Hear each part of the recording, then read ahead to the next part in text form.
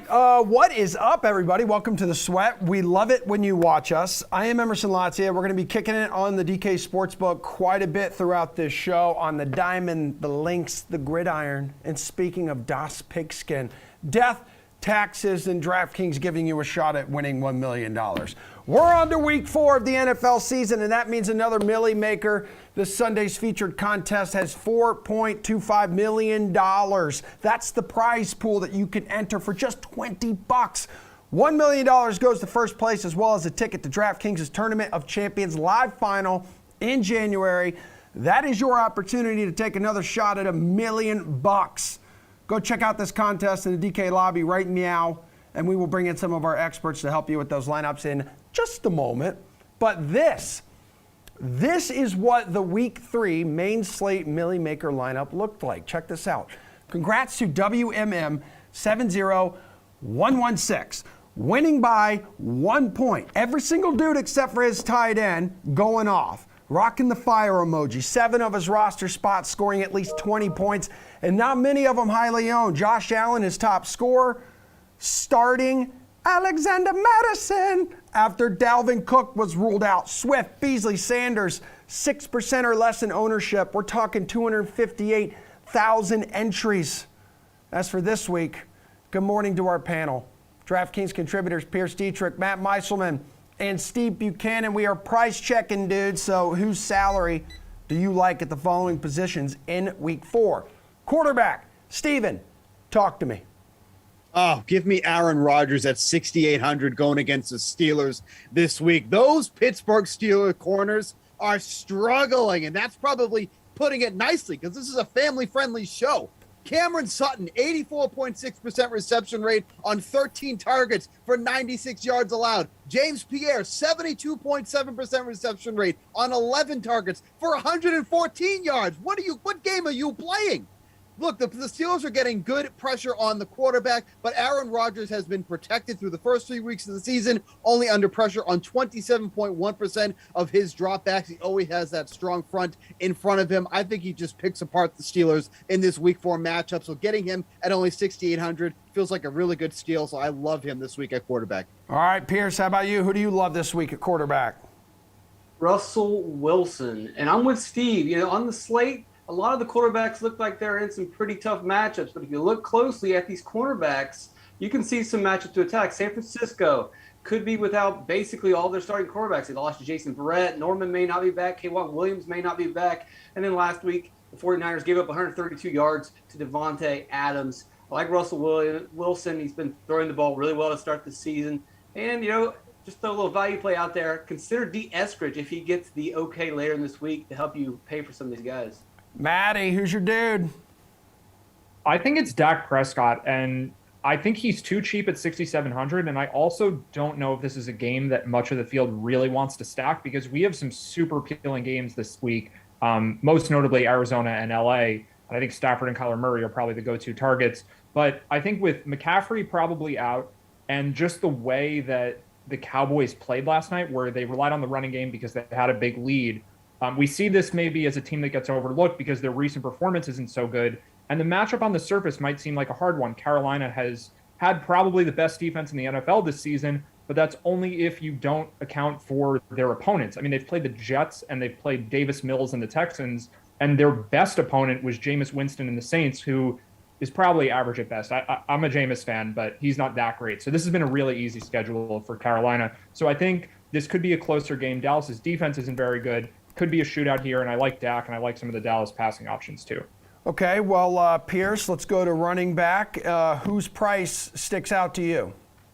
I like Derrick Henry. I know he's very expensive, but the Jets are pretty terrible. But also terrible is the Titans' defense. They really couldn't put away Carson Wentz on 2 bum ankles. So there's a good chance that the Jets kind of keep this game close or respectable, and you see Derrick Henry play 4 quarters. That's what we really need. And you look at last season, the Titans didn't blow out a lot of teams. They were not able to separate, which means Derrick Henry is going to play a lot of the game. And so you take a lot of plays against one of the worst run DVOAs in football, and I don't mind paying this high price. All right, Matt. So he's not the best value, but I think Miles Sanders at 6,400 is someone who I'm going to like a lot. The Chiefs' defense has just been awful, and Miles Sanders didn't do much against Dallas. Jalen Hurts struggled, had a bunch of turnovers. I think next week there's a good enough chance that the Eagles try to keep the ball on the ground more, just to go back to more of a simple approach, because they just played so poorly on offense for most of the Monday night game. But Sanders has a really good matchup, and I think the recent performance kind of keeps people away from him. There are a ton of running backs to like in the mid-tier, and it's just, I think Sanders will be more contrarian than a lot of them. But I don't think you can go really all that wrong with a lot of these 6K running backs. Sanders, though, I just think is kind of the low-owned option of that group. All right, Steven, what about you, dude? Yeah, someone just above that 6K range is Nick Chubb at 7,000 against the Vikings, coming off a really poor game against the Bears. That probably should have been expected, but his salary dropped $600 in the process. This Vikings defense is allowing an average of 139 scrimmage yards per game to opposing running backs. Chubb, even though he's in that split with Kareem Hunt, is still averaging over 15 carries per game. Didn't receive a target last week, but that was an anomaly. He should still be involved in the passing game too as well. With that drop in salary to 7K, I like Chubb going against the Vikings defense, and that's going to be a close game too. So the running game should be involved all throughout the game. So I really like Chubb this week. Matt, take us to wide receiver. Price check for us there, please. So I mentioned Dak, and that means I obviously like CeeDee Lamb and Amari Cooper. I think Lamb's price at 6,700 is pretty much fair. I just like him as a part of that stack. Cooper's a little cheap at 6K, but the guy who stands out to me as by far the best value amongst receivers this week is Robert Woods. Cooper Kupp's price keeps going up. Robert Woods is falling. He's at 5,300 now, and I don't know if he's a chalk play because of it. I kind of feel like he might be. But I also think that defenses might start paying more attention to Cooper Kupp because he's clearly been the Rams' best receiver this year. Robert Woods is tremendously talented also. 5,300 is just far too cheap for him against anybody, and Arizona is actually a really good matchup. So Woods at 5,300, I think is just a dramatic underprice for him. Steve, talk to me. DJ Moore at 6,600 going against the Cowboys. Once I saw that price, I'm like, I haven't even made my lineup yet. He's already in all of them. That's where I am already. But granted, he got a $700 bump from last week, but he's averaging 10.3 targets through the first 3 weeks of the season. Love his matchup this week against cornerback Anthony Brown, who's been targeted against already 24 times and has allowed 18 receptions for an average of 13.5 yards per reception and 2 touchdowns. Sam Darnold loves throwing the ball to DJ Moore. He's going to do that plenty in this game against the Cowboys. Give me Moore at an underpriced 6,600 for the production he's put up so far. Yeah, damn, you're not wrong on that. 8 targets week 1, 11 targets, then 12 targets. Pierce, who is your guy at wide receiver? Colin Johnson at 3,200. You're going to have to scroll down to find this guy. Darius Slayton, probably going to be out for a couple weeks. Sterling Shepard going to be out for a couple weeks. Last week we saw him play half the snaps, got 7 targets, 5 catches for 50 yards. A tough matchup against New Orleans, but if they fall behind, that means they're going to pass more, and it's going to be more volume. Also, if they keep this game close, it's probably because Jones and Johnson are playing well. Last week he had an 83.2 PFF grade in the action they received. Last year against with Jacksonville, he played over half the snaps just twice, but in those 2 appearances, he averaged 8 catches for 70 yards. So I'll take 15 points from a $3,200 receiver. All right, top-heavy position here with tight end. Steve, talk to me. You know, people are going to be paying up at tight end. I'm going to go all the way down 4,300 to Noah Fant going against the Ravens. They've already been destroyed by 2 of the top tight ends in the league, Travis Kelce and Darren Waller. That's why they're allowing an average of 96 yards per game. Fant doesn't get that type of volume, but he's still second on the team in targets behind Cortland Sutton with 17. So you're telling me that the guy who's second on the team in targets is only 4,300 against a team who's already been wrecked by this position twice already this season? Give me the Noah Fant at 4,300. No brainer. Pay down to this position so you can get up at some of those other top guys at running back and wide receiver. Pierce, you got a no-brainer at tight end? Yeah, I'll pay down as well. Mike Gesicki, $4,000. 8 targets against Buffalo by Brissett. The next week, he got 12 targets from Brissett. Seems like Brissett likes to target his tight ends a lot. Well, I looked it up. In 2017, he targeted Jack Doyle 107 times, 1 fewer than T.Y. Hilton. And then again in 2019, when Jacoby Brissett was playing full-time, the combo of Ebron and Doyle got 124 targets. All Brissett does is throw to his tight end. You're going to get double-digit targets in this game. Maybe you can get the 100-yard mark as well. Almost got there last week. Matt, tight end. So I partially agree with Steve that people are going to pay up for tight end. I think Travis Kelce for sure stands out as an option people are going to want to spend their salary on. But I think after Kelce, people will pay down for the next tier tight ends like Noah Fant, and then probably more popular option, Tyler Higbee, who had a touchdown last week, part of that Rams stack that I think could be the top one that people go to. So I think somewhere in that mid tier is where tight ends get overlooked. And TJ Hawkinson is coming off a really weak game against the Ravens, where I think that they just made him the focal point of the Lions offense, and they just kind of took him out of the game. I don't think the Bears can do that. And I just think Hawkinson is a good enough player, and the Lions have just so little else to throw to that he should do fine. Like, I don't think there's anything wrong with him because he didn't do well against Baltimore. I think these things just happen. Darren Waller had a dud a couple of weeks ago. Travis Kelce, I guess, doesn't have those. But aside from him, like, the tight ends just have bad games once in a while. Everyone has a bad game once in a while. I think Hawkinson is a little underpriced at 5,800 and probably makes for a contrarian option just because of the bad results from last week. Underpriced at 5,800 and still the third highest priced tight end on the main slate. Before you dudes take off, someone remind me, please, what year it is. Because wide receiver Josh Gordon has been reinstated by the NFL again and is signing with another team with a great quarterback again. This time the Chiefs and Patrick Mahomes. Whenever someone who once led the NFL in receiving yards, guys, is on the waiver wire, fantasy football managers are sure to pay attention. What are your fantasy expectations for Josh Gordon in this Kansas City offense, Steve? I think it's going to be slow to get going, but I mean, if he can actually, stay on course and be that guy, I mean, he's a great threat. I mean, the problem is that he's always had these issues of staying on track. But like when he was with the Patriots, he had a couple of good games there, and now obviously playing with Patrick Mahomes, I think they're still kind of try to find that void of what Sammy Watkins left. Still looking for that kind of solidified guy to be like a wide receiver 2/3. So if he can fill that role, the talent is there. There's no doubt about that. It's just as if he can stay on the field. Pierce, is he worth a fantasy flyer? He's worth the fantasy flyer, but it's not 2013, and my expectations are pretty low. I'm rooting for the guy. I'm hoping that everything works out. I hate to see what's already happened continue to happen. But, he doesn't have to carry this offense. Like Steve mentioned, he just needs to hit the Sammy Watkins boomer bust play every once in a while, and that'll keep him on the team. I don't think you roster him, though, in DFS. Matt, fantasy owners keep throwing a dart his way every time he resurfaces. Why is that?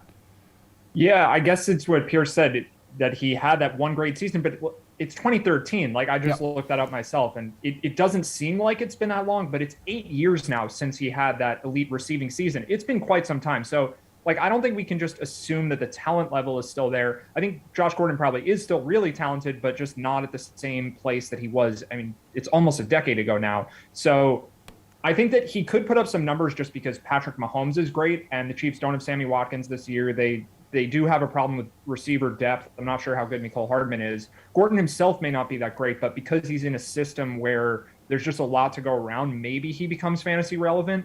But the last time he played, 2019, he played 11 games and only had 27 receptions with both the Patriots and Seahawks that year. It's been a while since he was good. So Mahomes could make him relevant, but I think that's all it would be. I mean, it's a guy who gets suspended, then he gets to play with Russell Wilson. Suspended, plays with Tom Brady. Suspended, now he's going to be playing with Patrick Mahomes. How does that work out? Appreciate you guys. We're going to look at some Week 4 spreads coming up right after we cover the bases.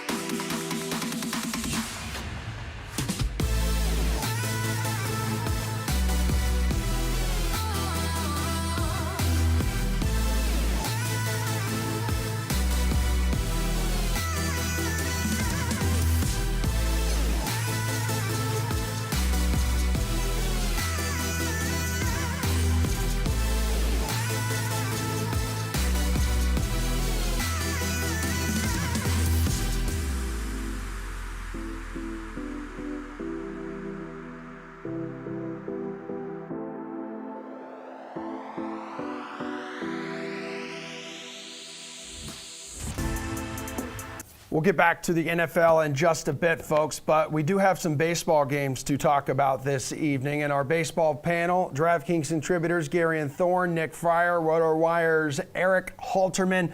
Gentlemen, this is Cover the Bases, so your favorite plays in the following categories on tonight's MLB slate. We're on the DraftKings Sportsbook a little later in this segment, but right now, give me your favorite DFS pitcher, Eric.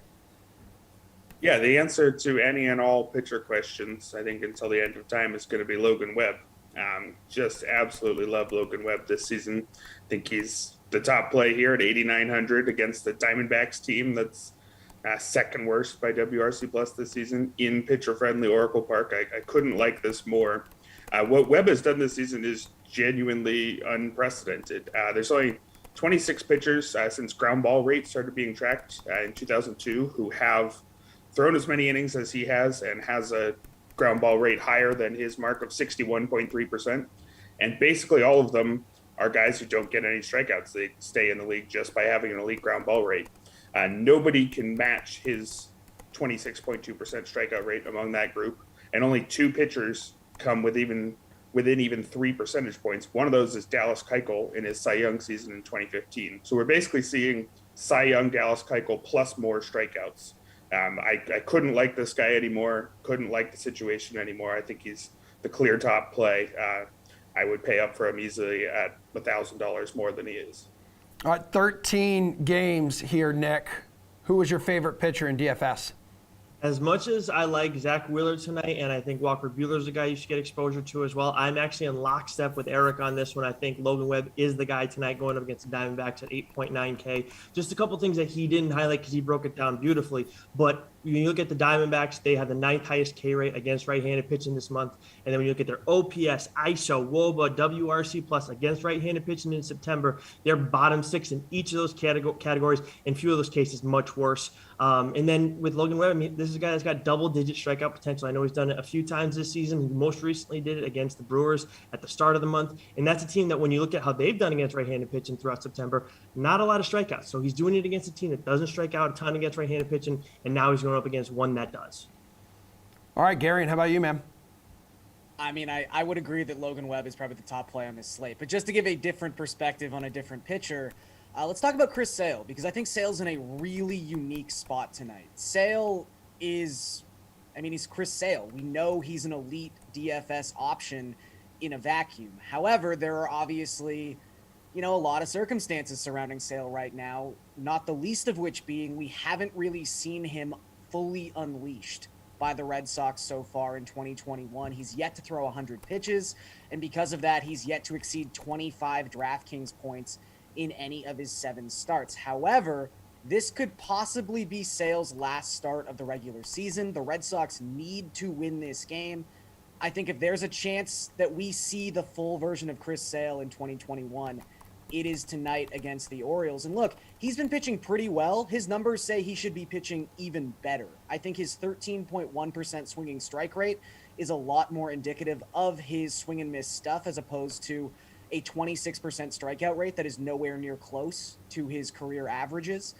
His 84.3 mile per hour average exit velocity right now would be the best in baseball among starting pitchers had he the innings to qualify, but his BABIP is a little high. So his expected batting average well below his actual batting average right now.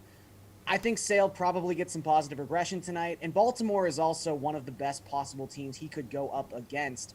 They have a 28.1% strikeout rate across the past 2 weeks. That is the second highest mark in all of baseball. So if we see 30 DraftKings point Chris Sale, it's got to be tonight. So I think you have to invest a little bit, especially considering this is the cheapest he's been all season. Yeah, for sure. He's played in 7 games since returning from Tommy John surgery, and 2 of those wins have been against Baltimore. Favorite DFS hitter, though, Garion? Let's go to Coors Field. Trevor Story is only $4,600 tonight. Patrick Corbin, I know he looked good in his last outing, but that's the first time he's looked good all season long. Patrick Corbin in the altitude should be a very, very worrisome thing for the Washington Nationals, and I think that there's a lot of bats in this Rockies lineup that can take advantage of this situation, specifically Story, who is only $4,600, is having a pretty bad season by his standards, has not been taking advantage of Coors Field like he has in the past. However, since the beginning of August, he's actually started to turn his season around against left-handed pitching. He's got a 341 batting average and an OPS above 1.1 within that span of time against southpaw pitchers. So considering Patrick Corbin's given up 2.42 home runs per 9 to right-handed batters so far this season, I think Story can really showcase the improvements he's made the past 2 months in this specific spot. Nick, who's your favorite DFS hitter on tonight's 13-game slate? I swear I'm not trying to copy these guys left and right, but Trevor Story is the guy at 4.6K at Coors. Just looking at that tonight, I mean, Patrick Corbin's a guy that we've liked to target throughout the majority of this season. And then when you look at Trevor Story, he has limited career numbers against him, but he does have 2 home runs. And actually, the last time Trevor Story hit a home run was on September 18th, and that was off of Patrick Corbin, and it was not at Coors Field, so I feel like that's going to help him a little bit more. And he has a few other extra base hits too against Corbin throughout his limited career ABs. And Gary kind of highlighted already. He's much better against left-handed pitching this season. On the whole, with his improvements that he's made recently, he's raised that mark up to his OPS up to 932. So this is a guy who, when you're going up against Corbin, you got to find a way to get some exposure to that, and Story's the way I'm going to do it tonight. Okay, Eric, who's your favorite DFS hitter? I'm going to go with Byron Buxton here at 4,700. That's tied for the 17th highest price among outfielders on this slate, yet he's scored the 5th most points per game among outfielders this season. So sometimes it's not all that complicated.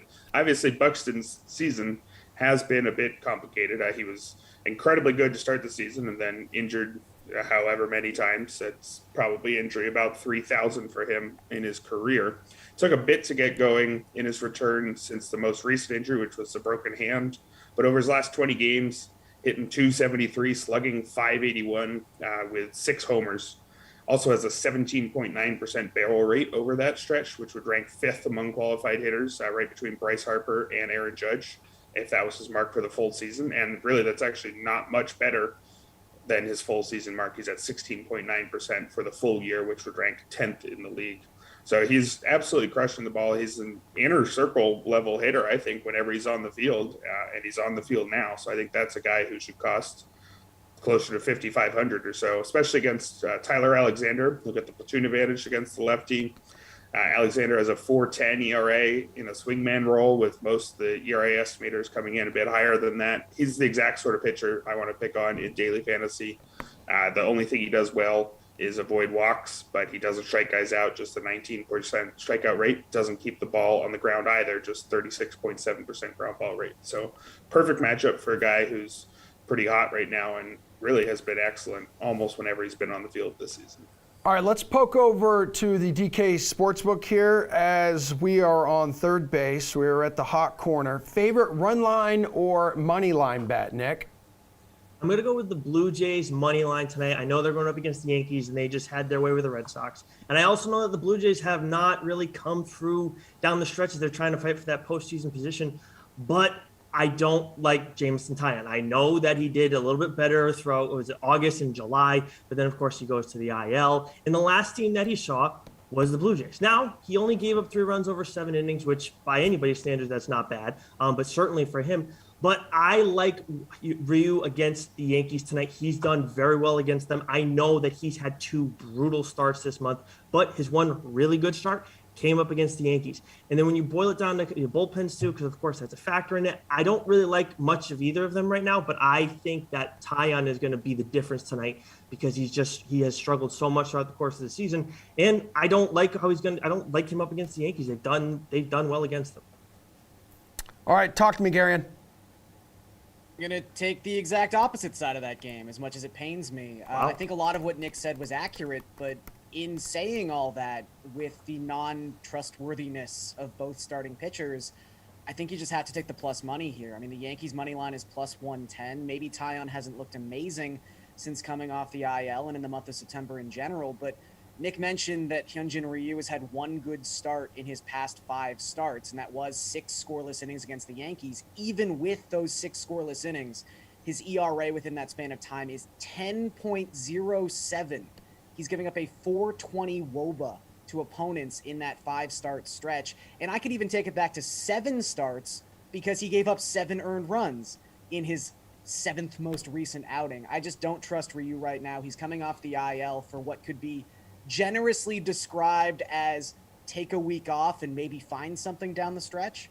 The Jays are going to pull him early if they have to, and that probably means Ross Stripling is pitching in this game. I don't like either of those two options against the New York Yankees. Yankees are 6-0 in their past 6 games. They are 5-0 their past 5 games against a left-handed starter on the road, and they are 6-2 in their last 8 games as an underdog. I like the Yankees on the money line tonight. Okay, Eric, favorite run line or money line bet? Yeah, I think it takes a ton for a team to be justifiably underdogs with a Cy Young contender on the mound. And I don't think that applies to the Phillies-Braves game. The Phillies are at plus 105 with Zach Wheeler going today.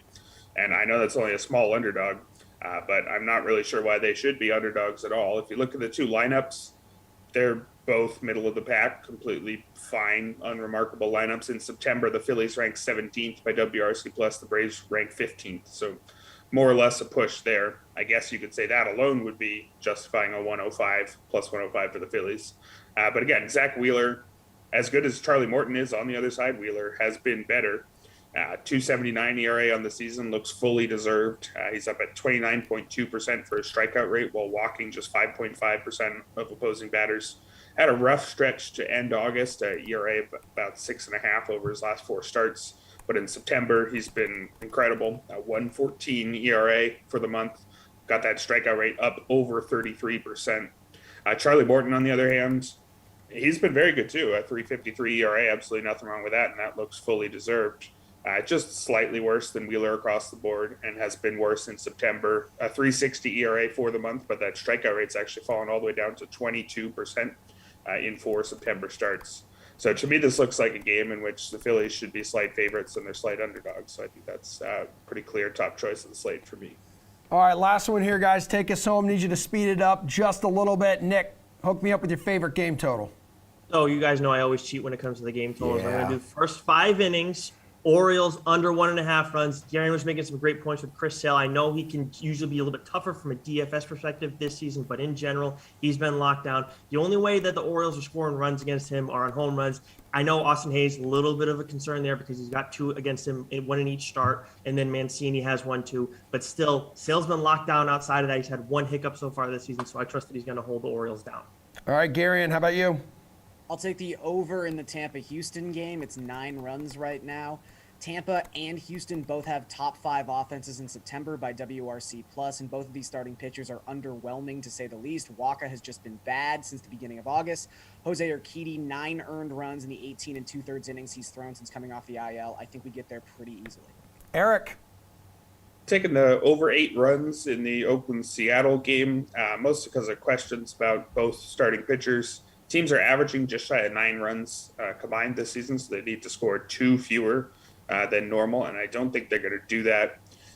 It's not that the pitchers are bad, but Chris Bassett is just in his second start coming back from facial fractures, threw 48 pitches his first start back. He did look good, but again, I don't think we can expect much more than 60, 65 pitches, about 4 innings from him. So anytime you're getting 5 innings off of relievers, that's probably going to inflate the run total if knowing the guys who are going to get in there in the 5th inning or so. On the other side, it looks like it's going to be Tyler Anderson on just 2 days rest. He's coming back on 2 days rest because he didn't pitch very long in his last game. Only lasted 2 innings on Saturday against a pretty unimpressive Angels lineup who scored 9 runs off of him. And he really has not been all that good since joining the Mariners. 4.66 ERA for the team. So I don't think this is going to be a particularly low-scoring game given those pitching questions here. All right, guys, great work this morning. We appreciate your help. We will be talking some Week 4 NFL spreads right after our gorgeous golf gurus join us.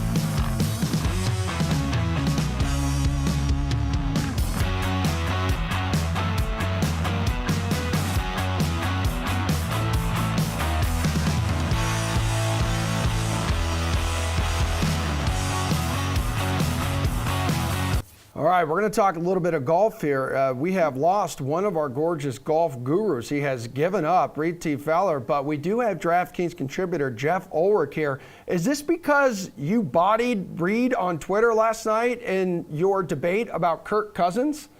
Yeah, I mean, I don't know. I guess Reed is just too busy, trying to find more stats that make Kirk Cousins an elite quarterback. That's a really Herculean task, so I understand why he's so busy right now. Yeah. And I did throw out just the end argument that, Kirk Cousins is 0-2 against Tom Brady. Well, my favorite quarterback, Nick Foles, is 2-0. So Yeah, I that's think right. that kind of just ended things. And he tried to take a Nick Foles dig at you, but He did. He tried.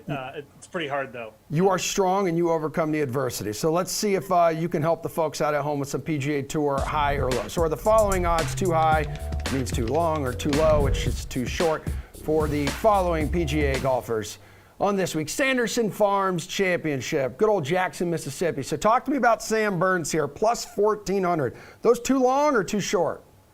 Oh, yeah. I mean, this field is just, we got like 3 or 4, like what you'd call like semi-elite players, and Sam Burns is definitely one of them. But this one is probably a little bit too short. I mean, Sam Burns is a really good young player. I like him. I mean, he made me some money at the Valspar when he picked up his first win last year. But this is also a player who we've seen him like just struggle to put events away too. I mean, he had other opportunities earlier in the year to pick up multiple wins and he didn't close. So when you see him as the favorite for a tournament, it's typically going to be a good fade spot. If he was around plus 2,000 in this field, yeah, I'd have some interest in Sam Burns because he's a very good Bermuda putter.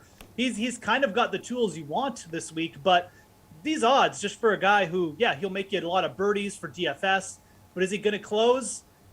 Typically, he hasn't done that often enough for me to like him at this price. So plus 1,400, even just in that little group around plus 1,600, there's players I'd rather take a shot on than Sam Burns this week. Yeah, won his first PGA Tour event last season. I know we finished, I believe, T3 here in 2018.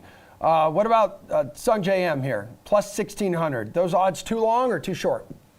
Just a very similar player to Sam Burns. I mean, a good Bermuda putter. He's got one win, hasn't really been able to follow it up with another, but his odds are a little bit bigger. And just for that reason, I'm going to say these odds are fair on Sanjay. I mean, I think that the fact that you're getting a little bit bigger odds on Sanjay over Sam Burns, you should take Sanjay. And look back at how Sanjay finished his season last year. It was really, really strong. He gained strokes ball striking in 4 straight events. He was absolutely blasting it there at the BMW Championship, where he finished T3 against an elite field. Looked really good. Didn't have the greatest tour championship, but I mean, that is such a weird format, and those guys are already making bags of money just by making the top 30 that I don't really think you should read anything into that. He's finished runner-up at this event. So again, another good Bermuda putter, very similar game to Sam Burns. I think he's actually played a little bit better than Sam Burns if we go back to the playoffs of late. So again, I think these odds, if anything, I don't know if I want to say too high because it is kind of like a low price to pay for Sanjay M, but I'm much more interested in betting Sanjay M here at plus 1,600 than Sam Burns, just for the fact that I think he was playing better than Burns before. And I think this course sets up just as well, if not even better for him. So player I'm definitely interested in for DFS too on the DraftKings, rostering and stuff like that. But for the outrights, yeah, absolutely. I think if you're paying up for a guy in the outright market today or this week at the Sanderson Farms, it should be Sung J M. He's the tour's single season record holder with 498 birdies. That's because he plays every week. I know. And you know what? He beats the system, too. He doesn't even have a house in the U.S., and he beats the system by playing every week, so the PGA Tour provides housing for him. It's amazing. I think he finally bought a house, Emerson. I just don't think he's been there yet. So, maybe 2024 he'll visit it. But, look, Sanjay M's coming off like 2 weeks of rest, man. I mean, this guy should be fired up because he has not played golf in 2 weeks. Yeah. Whew. He's probably so bored. He's like, what do I do with my hands? All right, Matthew Wolff, plus 4,000. What do we think about these odds? Yeah, I am getting suckered into Matthew Wolff this week. I don't care. This is a ridiculously weak field, right? We've got 3 players in the top 50 of the official world golf rankings here. Look, I'm not going to rehash Matt Wolff's 2021 season. It was terrible. We all know it was objectively awful. But, let's just look at some parts of it, too. Dude was in the lead at the U.S. Open after 3 rounds. I mean, this guy was right there in a major championship. When his B+ game shows up, this guy can compete against the best in the world. And if his B+ game shows up against this field, he might win by 3 strokes. So again, another player, he's coming off a long break. He was probably just sitting back at home watching the U.S. and the Ryder Cup being like, oh my God, I wish I was there with my buddies, just enjoying this absolute domination of Europe. I'm going to get there for the next one. And how do you get there? Well, you start winning golf tournaments, man. And this is a field Matt Wolff should be salivating over. We saw him in the fall last year, almost grab a win in the fall series at the Shriners. This event has really played well to people who are really good off the tee. If that dominant off the tee game shows up for Matt Wolff again, Cam Champ, Sergio, these guys gained 5 strokes off the tee. You might be able to just batter this field, man. There's 4 short par 5s. I think you got to take a shot here with them in the outright market at plus 4,000. I really do. It's just such a weak field, and you're just getting such an elite talent at this price. If he plays moderately good this week, you're going to get him at plus 2,000 for his next start. So I like taking a shot with him here. Yeah, a little disappointing last year after that breakout 2019 rookie campaign. How about Gary Woodland? He's like just under Mr. Wolff. He's at plus 4,500. Too long or too short? I mean, I could make the same argument here for Woodland that I could for Wolff, but I don't really know what's going on with Gary Woodland's game. I'm going to say these are too short. I just he looks lost out there. He puts together stretches of good tee to green game play, and then it just all unravels off the tee. Seems like he's really struggling with consistency with the driver. Wolff is struggling with the similar things. I just think Wolff is such a young player that it's going to be easier for him to bounce back. Woodland just seems to be in this funk, and again, I could be completely off, and the roles could be reversed here, and Woodland could be the guy who turns it around this week. But I like taking a shot with Wolff. I think he was getting a little bit close there at the end of the year, whereas Woodland, we just saw nothing from him. He wasn't making any cuts, didn't show up at a major like Wolff did. So for me, I'm out on Gary. I'd rather take shots with guys like Aaron Wise, Sebastian Munoz around here, guys who have played well of late and can rack up the birdies and don't have this confidence issue that Woodland clearly has right now. So. Yeah, nowhere close to his 2019 U.S. Open form when he won that event. Nowhere near. No. Definitely. Now we're going to allow you to do something that I know you love to do anyway. You get to talk about whoever you like. So whose odds are too high and, should be lower, do you think? Fantastic. I mean, I really do like Aaron Wise this week around plus 5,000. I mean, again, this is the perfect segue. You look at what Aaron Wise has done over the last little bit. I mean, he had a really good playoffs, really solid. He ranks top 10 in this field in strokes gained tee to green over the last 50 rounds as well. Really strong player off the tee. But then you look at him in the odds. He's plus 5,000. It's the same odds as Taylor Pendrith, who was playing on the Korn Ferry Tour last year. He's bigger odds than Gary Woodland, who hasn't made a cut since he won the U.S. Open. Sebastian Munoz missed the cut by 9 strokes last time. He's plus 4,000. Aaron Wise is plus 5,000. It's a great deal you're getting on Aaron Wise. He's actually in form. He's strong off the tee. He was T17 at this event last year, and he lost 2 strokes putting.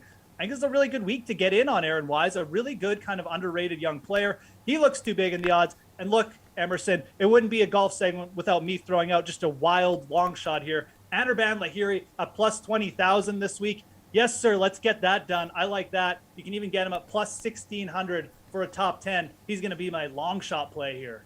All right, let's go ahead and go straight to Slate Approved Pick. So give us a winner.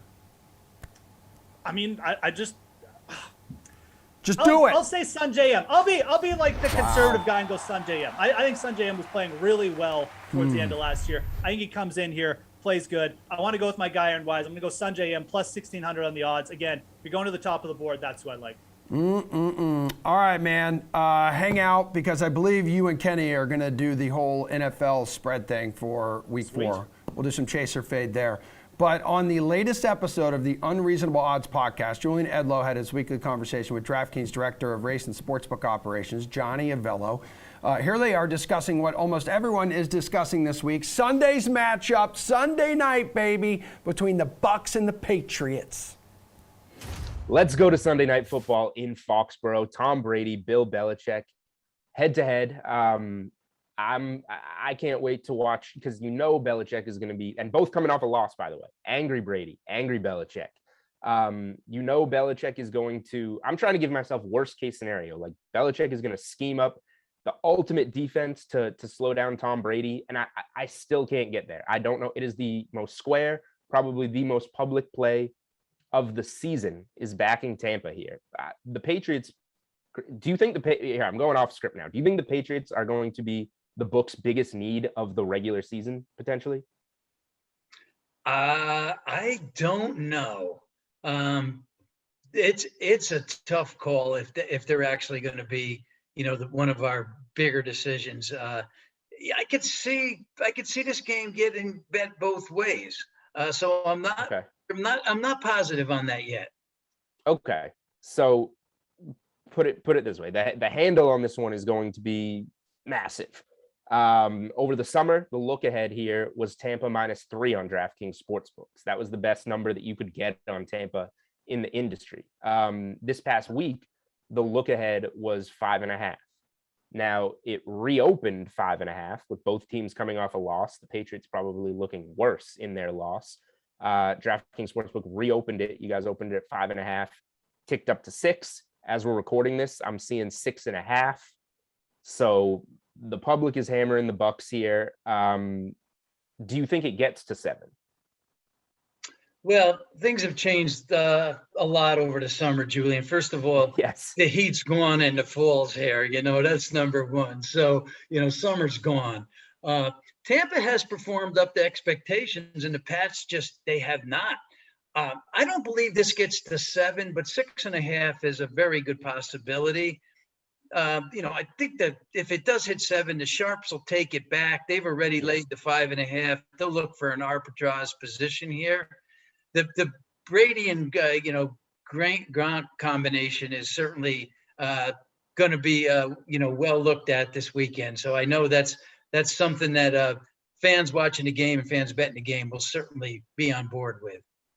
Yeah, so that my next question was going to be about where the sharp buyback is. I was going to guess 7. Sounds like 7 would be it if it does wind up getting there.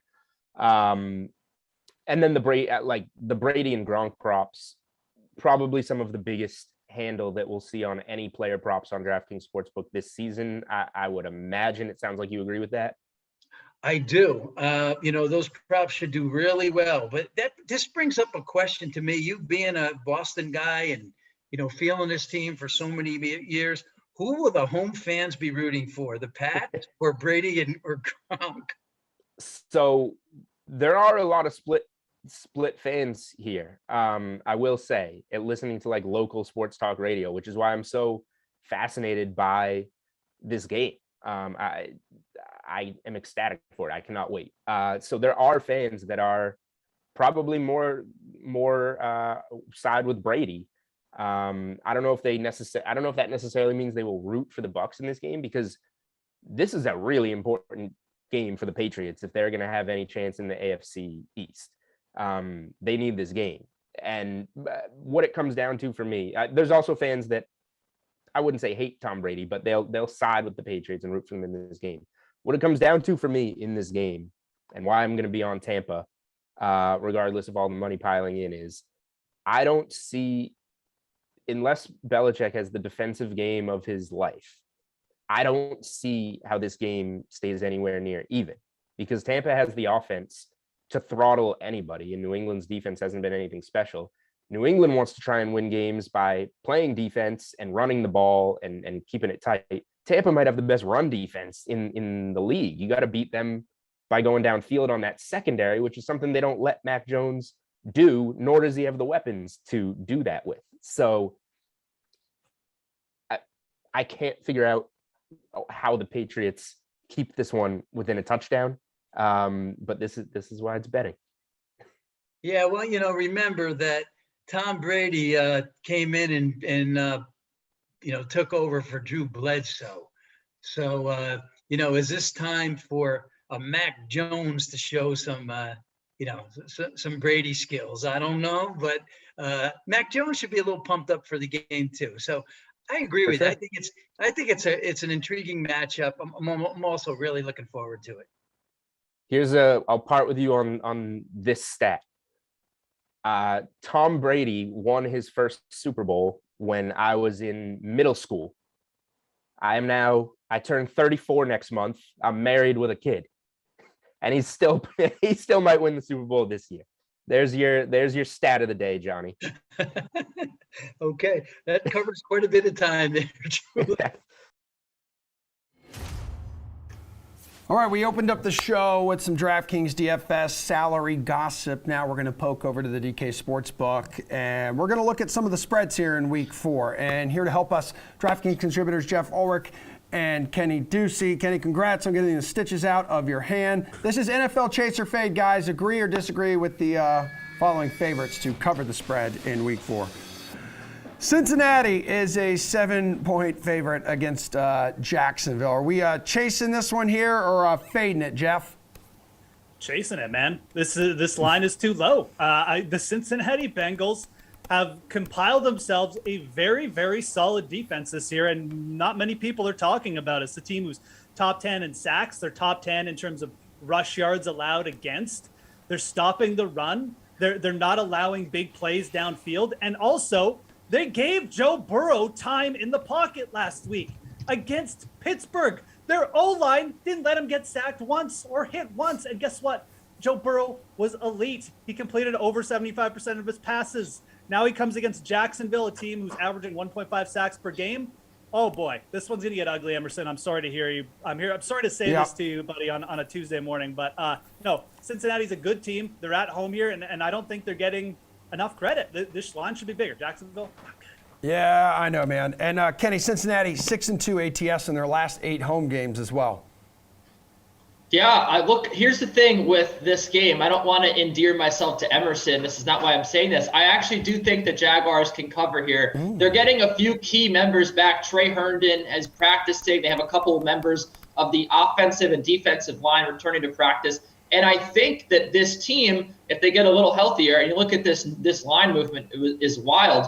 I think that 7 points may be the limit here where I'd consider actually taking the Jacksonville Jaguars. I think that like any young player in another sport or young team, the Bengals are going to have a lot of losses that don't make sense, right? They're going to have a lot of triumphant moments, but they also did lose to the Bears, and they might lose this game to the Jaguars in prime time. I think that the Jaguars cover this game. I think that we haven't seen the best of Trevor Lawrence yet, and this team is running the ball very well. I know that the Cincinnati Bengals defense is legit. I am a believer in the Bengals, but I think that stranger things have happened, and I think that the Jacksonville Jaguars can play a little bit better than this. And if they get a little healthier, I think that things could really go well for them defending against Joe Burrow. Okay, you've got Dallas. Let's see, it's now on the DK Sportsbook. 4.5-point favorites at home against Carolina. Kenny, you chasing this spread? Absolutely. This is really dumb. Look, everyone wants to it's a really consensus opinion that the Carolina Panthers are the most fraudulent 3-0 team in the league. And I actually think that the Broncos really give them a strong run for their money as well, which we'll talk about. But look, I mean, here's the thing. The Panthers haven't really played anybody. This defense is the thing that is really going to be put to the test here. Because the Dallas Cowboys last night looked incredible. They have looked incredible all season long against good defenses. They almost beat the Buccaneers. They did a very, very good job. So I think that when you take a look at this Dallas defense as well, Micah Parsons has been a big, big stopper. And Chuba Hubbard has not looked good. He did not look good in relief of Christian McCaffrey. I think that this is a bad matchup here for the Carolina Panthers. We saw how bad this offense was without Christian McCaffrey last week, struggling to score on the Texans. The defense made Davis Mills, the neck man, look like really, really good, like he was a head above the clouds. So I think that there is a little bit of a secret sauce here for the Cowboys to maybe run the ball at this defense, which didn't look that great last week. And then I think that this defense does not give enough credit for how good it's been this year. And I think that they can slow down the Carolina Panthers and win this game pretty easily. All right, Jeff, we're talking about 2 teams here that are undefeated against the spread this season. So which side do you fall on? Yeah, no, look, at 4.5, I think I'm pretty much in agreement with Kenny. This could be the spot where the Panthers, the glass slipper breaks or whatever analogy you want to use. The Cowboys at home just looked better last week. Probably maybe their best defensive game in like 5 years. They got Trey Diggs out there looking like a real game changer on defense as well. He's going to probably put a plug in a guy like DJ Moore. And then you've got, where does Sam Darnold go after that? He hasn't been able to connect with Robbie Anderson, no McCaffrey. This sets up as a trouble spot. Now, if this line got to like 6 or 7, I don't really want to trust Mike McCarthy to like game manage, a spread that big. But at 4.5, I'm going to side with the Cowboys too. Zeke Elliott, running the ball really well. They got Pollard. Yeah, this Cowboys team not getting enough credit yet. Let's go to two undefeated teams right now in the NFL. The Rams just knocked off Tom Brady and the Bucs at home, and now LA will be laying 5.5 at home against Arizona, 3-0 as well. Jeff, you chasing or fading the Rams being 5.5-point favorites at home? So, I mean, if you watched the show yesterday, you know, I'm a big believer in what the Rams are doing. It's legit. You know, this Matthew Stafford thing, he's just setting career highs everywhere. But this line is too big. Let's give Arizona a little bit of credit as well. This, and it's not just the Kyler thing. We all know Kyler is playing well, and you know, he could definitely just keep this close by himself if he has a monster day. But you know, this defense is playing good too. They're up there in sacks per game. Their secondary is playing pretty well too. They're really limiting opponents, you know, just yards per attempt as well. So this is going to be a tougher game for Matthew Stafford. And you know, if they can put a plug in Cooper Kupp, where else is he going to go? I mean, Robert Woods hasn't shown up yet. So I really like the Cardinals here. I'd love to see this line get up closer to 7, but even at 5.5, I'm not taking the Rams to cover here. Arizona is legit. Again, you know, I think most people are just kind of diving into the Rams head first after they beat Brady. But if you can get this at 6, I really like it for Arizona. Yeah, Kenny, despite being 3-0 and 2-1 against the spread, the Cardinals have had some nail biters throughout the portions of the season.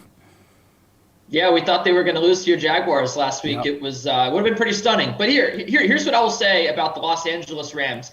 We have talked about this defense for years, right, under Sean McVay. We've talked about how good, and Wade Phillips, we've talked about how great it looked.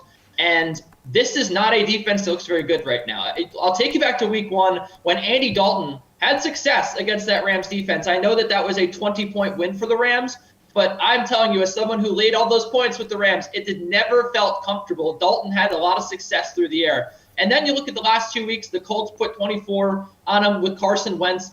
And the Buccaneers, Tom Brady went over 430 yards against this secondary last week. I am not really trusting this secondary of the Rams. I think this offense looks great. I was on Matt Stafford MVP before the year. I feel great about that. I feel great about the Rams winning the Super Bowl. But these are not going to be like classic Rams games when you get, you know, Jared Goff just getting a couple touchdowns and that's how they win it because of their great defense. Like these are going to be shootouts. So I think that this is a line that's a little, if it were like 1.5 points, 2 points, I'd be really excited about it. But I have to take the Cardinals here. Jeff mentioned it. J.J. Watt's made a big impact on this team.